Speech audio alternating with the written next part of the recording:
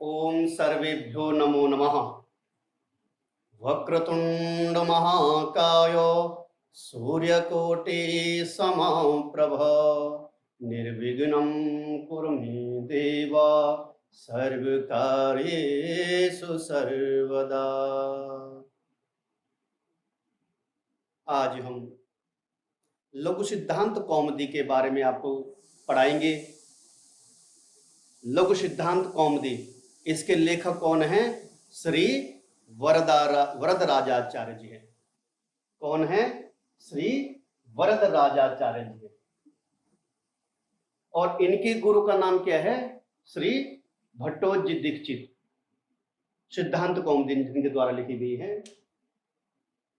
पाणिनि के द्वारा लिखी व्याकरण शास्त्र कौन सा है? अष्टाध्यायी। कौन सा शास्त्र है? अष्टाध्यायी। और अष्टाध्याय में कितने अध्याय हैं? 8 अध्याय हैं। कितने अध्याय हैं? 8 अध्याय हैं। 8 अध्याय और प्रत्येक अध्याय में क्या है? 4-4 पद हैं। तो आओ फिर हम आपको लघु सिद्धांत कौमुदी के बारे में पढ़ाते हैं। तो सबसे पहले हमने जो भी ग्रंथ पढ़ना है या पढ़ाना है उसके बारे में थोड़ा हमें ज्ञान होना चाहिए कि हम कौन सा शास्त्र पढ़ रहे हैं, वो जो ग्रंथ है उसका नाम क्या है, उसका अर्थ क्या है। तो सबसे पहले हम लघु सिद्धांत कौमुदी के बारे में आपको बताएंगे। लघु सिद्धांत कौमुदी क्या है? लघु छोटी, सरल, और कौमुदी लघु सिद्धांत कौमुदी। सिद्धांत का मतलब होता है सिद्धा अंतः, जिसका अंत सिद्ध हो, जिसका निष्कर्ष सिद्ध हो। कैसा निष्कर्ष? वादी प्रतिवादिभ्याम निर्णीतो अर्थः सिद्धांतः। वादी और प्रतिवादी के द्वारा जो निर्णीत अर्थ हो अर्थात निष्कर्ष अर्थ हो, वही क्या है? सिद्धांत है। वादी किसको कहते हैं और प्रतिवादी किसको कहते हैं? वादी जो पहले है, जिसने पहली कोई बात अपनी रखी है, तर्क वितर्क, जिसने पहला शब्द कहा वो वादी है। और उसके विपरीत जो दूसरा बोलेगा, उसके बाद में जो बोलेगा उत्तर पक्ष जो क्या है, वो प्रतिवादी कहते हैं। इसलिए वादी और प्रतिवादी के द्वारा जो निष्कर्ष होता है वही क्या है? सिद्धांत है। सिद्ध अंतः, जिसका अंत क्या है? सिद्ध हो। अब हमारे पास आ गया तीसरा टॉपिक, क्या है? कौमुदी। कौमुदी कहते हैं चंद्रमा की जो प्रभा है, चंद्रमा की जो चांदनी है, या हम उसको क्या कह सकते हैं? प्रकाशिका। लघु, सरल, सिद्धांत, निष्कर्ष, कौमुदी, प्रकाशिका। लघवी चासौ सिद्धांतः कौमुदीम इति लघु सिद्धांत कौमुदी। ये क्या है? लघु सिद्धांत कौमुदी का अर्थ है जो ऐसा सरल ग्रंथ जो छोटा भी है और जिसका निष्कर्ष क्या है? व्याकरणों के द्वारा, जिसका सिद्धांत सरल है, अच्छा है। तीसरा हमारे पास है कौमुदी। कुमुद कहते हैं चंद्रमा, और उसकी जो किरण है, उसके जो प्रकाश है, उसको तो कौमुदी कहते हैं। तो आगे समझ में कि नहीं आया? लघु सिद्धांत कौमुदी। लघु सिद्धांत कौमुदी के लेखक कौन है? श्री वरदराजाचार्य जी। ये आपको मैंने बता दिया। उनके द्वारा पहले, सबसे पहले मंगलाचरण। क्या है? मंगलाचरण। मंगलाचरण क्यों करते हैं, इसका क्या प्रयोजन है, और मंगलाचरण कितने प्रकार के हैं, इसके बारे में आपको हम आगे बताएंगे। तो मंगलाचरण, इसमें मंगलाचरण कौन सा है? नत्वा सरस्वतीं देवीं शुद्धां गुणां करोम्यहं पाणिनीय प्रवेशाय लघु सिद्धांत कौमुदी। नत्वा सरस्वतीं देवीं शुद्धां गुणां करोम्यहं पाणिनीय प्रवेशाय लघु सिद्धांत कौमुदी। अब ये लघु सिद्धांत करना क्यों रचा? इसका कारण क्या है? लघु सिद्धांत लिखने का प्रयोजन क्या है? क्यों लिख रहे हैं? कह रहे जो हमारे पाणिनीय प्रवेशाय, पाणिनि के द्वारा जो लिखा गया ग्रंथ है, कौन? अष्टाध्यायी। उसमें प्रवेश करने के लिए, उस बड़े शास्त्र के अंदर प्रवेश करने के लिए, उसके ज्ञान को जानने के लिए, उसके रहस्य को जानने के लिए, उसके गूढ़ तत्व को जानने के लिए जो हमारे पास क्या है, लघु सिद्धांत है, लघु सरल, और जिसका अंत क्या है, निष्कर्ष क्या है, अच्छा है। उस लघु सिद्धांत कौमुदी को हम क्या कर रहे हैं, करोमि हम लघु सिद्धांत कौमुदी, लघु सिद्धांत कौमुदी को मैं क्या कर रहा हूं, लिख रहा हूं। ये कौन कह रहे हैं, श्री वरदराजाचार्य जी। अब अहम शुद्धाम गुण्याम, मैं शुद्ध गुणों वाली, मैं, ये कौन कह रहा है, श्री वरदराजाचार्य जी कह रहे हैं, मैं शुद्ध गुणों वाली सरस्वती देवी, सरस्वती देवी को, मैं शुद्ध गुणों वाली सरस्वती देवी को, शुक्लाम ब्रह्मचार सार परमा, इसलिए हर जगह ये आ गया। मां सरस्वती का क्या है, शुभ्र वासनी है, शुभ्र वस्त्र है। तो जहां भी इनका वर्णन होता है माता सरस्वती का, तो उनके क्या है, शुद्ध है, वस्त्र भी शुद्ध है और शुद्ध गुणों से भी युक्त है। शुद्ध वस्त्र और शुद्ध गुणों से युक्त मां सरस्वती की क्या करता हूं, अहम शुद्ध गुण्याम सरस्वती देवी नत्वा, नत्वा मने नमस्कार करके, मैं शुद्ध गुणों वाली मां सरस्वती देवी को नमस्कार करके, पाणिनि के द्वारा रचित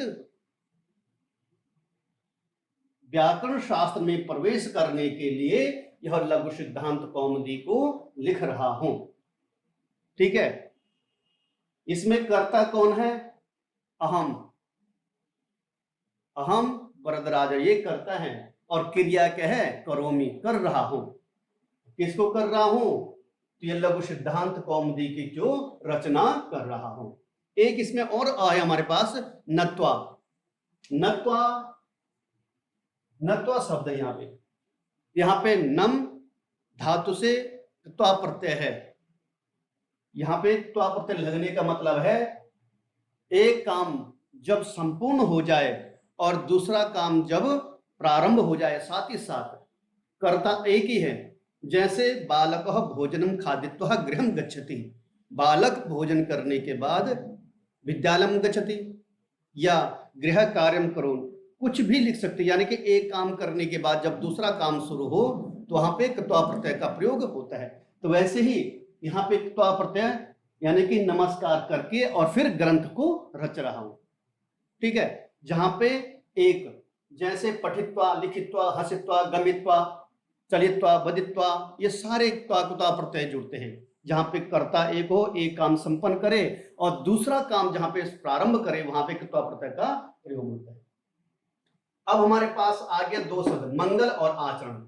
मंगल जमा आचरण बराबर मंगलाचरण। मंगलाचरण क्यों करते हैं और मंगलाचरण का क्या है प्रयोजन, किस प्रयोजन से, किस कारण से हम क्यों कर रहे हैं, मंगलाचरण का कारण क्या है।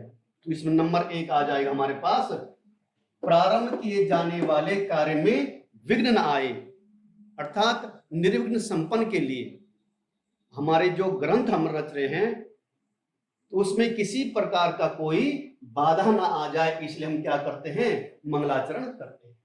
दूसरा, जिस कार्य को हम करने जा रहे हैं, जिस कार्य को हम क्या कर रहे हैं, करने जा रहे हैं, ग्रंथ को हम रचना जा रहे हैं, उस ग्रंथ को क्या हो, वह ग्रंथ पूर्ण हो जाए, किसी प्रकार की कोई बाधा आकर के वो पूर्ण ना हो।